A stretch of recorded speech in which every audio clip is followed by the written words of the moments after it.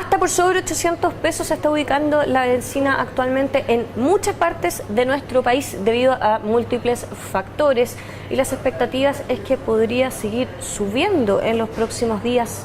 Para hablar sobre este tema, explicar las razones que están detrás, las tensiones geopolíticas, estamos con la economista de Consult, Michelle Lavé. Michelle, muchas gracias por estar acá. Gracias a ustedes.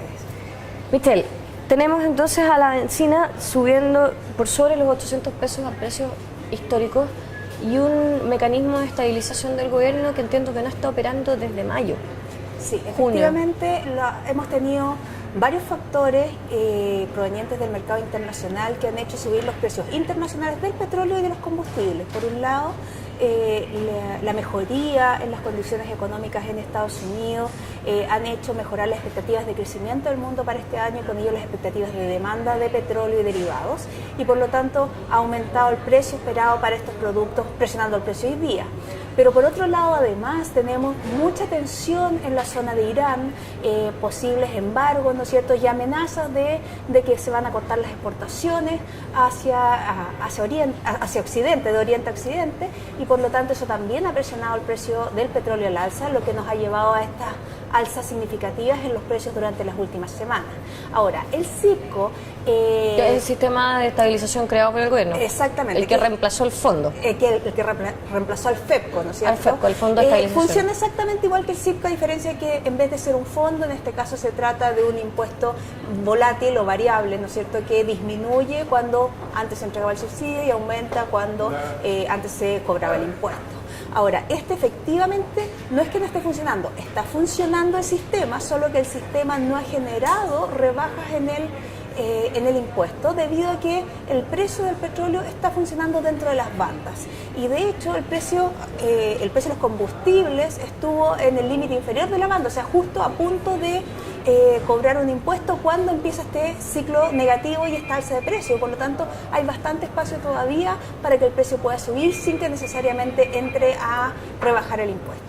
Michelle, para entender, ¿cómo es que funciona este mecanismo? ¿Quién fija estas bandas y quién fija el precio que en este momento está dentro de estas bandas? ¿Cómo funciona? Sí, esto funciona, es un mecanismo que se calcula una banda cuyo precio central depende del precio del petróleo, futuro y pasado, y de los márgenes de comercialización también promedio del pasado, y eso fija el precio central. Por ejemplo, entonces, lo que tú tienes es en el fondo no un precio de petróleo, es un precio de combustible que se calcula a partir del precio del petróleo, y esa banda se mueve mientras el precio del petróleo se mueve. Ahora se mueve mucho más lento porque como toma un promedio histórico se mueve en forma lenta.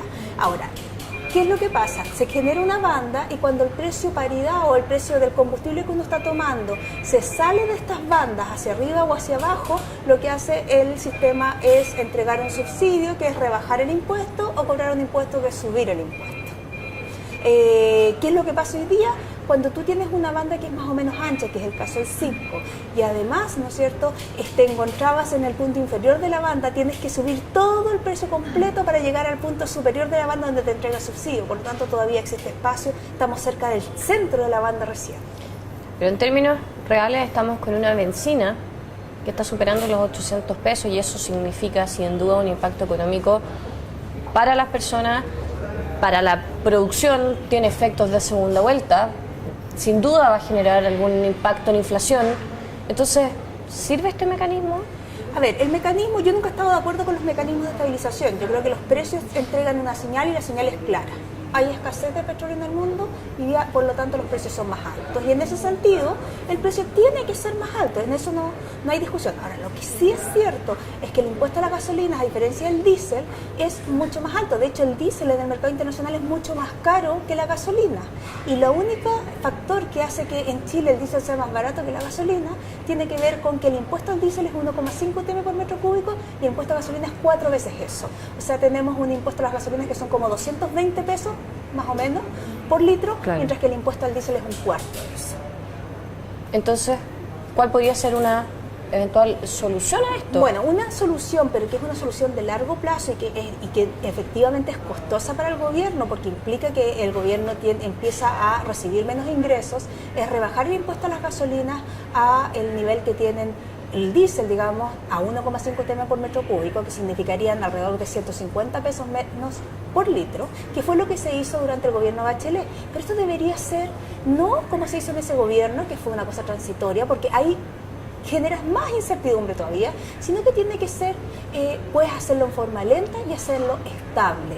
De ese modo lo que hace es generar una señal. Primero, que vas a eliminar esta distorsión en precios de combustibles, porque hoy día sesgas a que la gente compre un vehículo a diésel cuando eso lo único que está generando, lo único que lo genera es una distorsión de precios interna, no es una razón real. Y si efectivamente tú quisieras y dijeras, ¿sabes qué? Yo no puedo bajar el impuesto a los combustibles porque es un impuesto verde, ¿no es cierto? Porque claro, porque ecológico, porque desincentivo el uso de los entonces sube el autos. impuesto al diésel. No tiene ni un sentido que el diésel, que algunos dicen que contamina más, otros dicen que contamina lo mismo. Bueno, que supongamos que contaminan lo mismo. Tengo un impuesto que es un cuarto de lo que es la gasolina. Además podría haber más recaudación por el lado del diésel porque se está dieselizando bastante el parque. Así es. Las expectativas que tenemos para la bencina en el mediano plazo. Es bastante incierto. Los problemas en Irán han sido históricamente, yo no soy una experta geopolítica, pero siempre han tenido vaivenes, pasan por periodos álgidos y después nuevamente se tranquilizan las cosas. Así que, y por otro lado tenemos a Libia, que está volviendo, después de entrado el gobierno de transición, ¿no es cierto?, está con bastante rapidez volviendo a producir. Acuérdate que el año pasado en Libia se dejó de producir. Por otro lado, en Irak están volviendo las empresas grandes, está volviendo Exxon, están volviendo otras empresas a Irak, y por lo tanto van a empezar a producir rápidamente. Y eso debería, dentro del primer semestre del año, soltar un poco el mercado y por lo tanto tender los precios a la baja. Ahora, el mercado internacional en la parte económica va a estar inestable, y va a estar muy inestable. Vamos a tener noticias buenas y todos los mercados sonriendo y todos los precios subiendo, y noticias malas, todos los precios bajando. Y eso va a afectar en el sentido inverso el precio de los combustibles. En la medida que las expectativas sean que va a estar más malo el crecimiento mundial, el precio de los combustibles va a estar bajando, ¿no es cierto?, porque hay menos demanda, y cuando las expectativas son de que todo está bollante, los precios de los combustibles van a estar subiendo. Así que vamos a tener mucha inestabilidad. Lo más probable es que durante el primer semestre, después de esta primera parte del año, vamos a tener una tendencia a la baja, pero esa tendencia no se debería mantener. En la medida que el mundo empiece a mejorar, vamos a probablemente empezar una tendencia en alza. O sea, acostumbrarse entonces a bencina en torno a 800 pesos. Acostumbrarse a bencinas a precio alto, pero es la realidad en términos de que hoy día no existe un sustituto para el petróleo a nivel de transporte. Los sustitutos son caros, son más caros porque hay gente que dice, bueno, ¿por qué no usamos automóviles? Hoy día el sustituto de la gasolina, del petróleo, para energía, para transporte, son muy caros, son más caros que lo que hoy día vale el petróleo, y por lo tanto, mientras eso no haya un sustituto real, vamos a seguir teniendo precios caros y una tendencia al alza. Afirmar los bolsillos entonces. Muchas gracias por esta entrevista y el análisis. No, gracias a ti.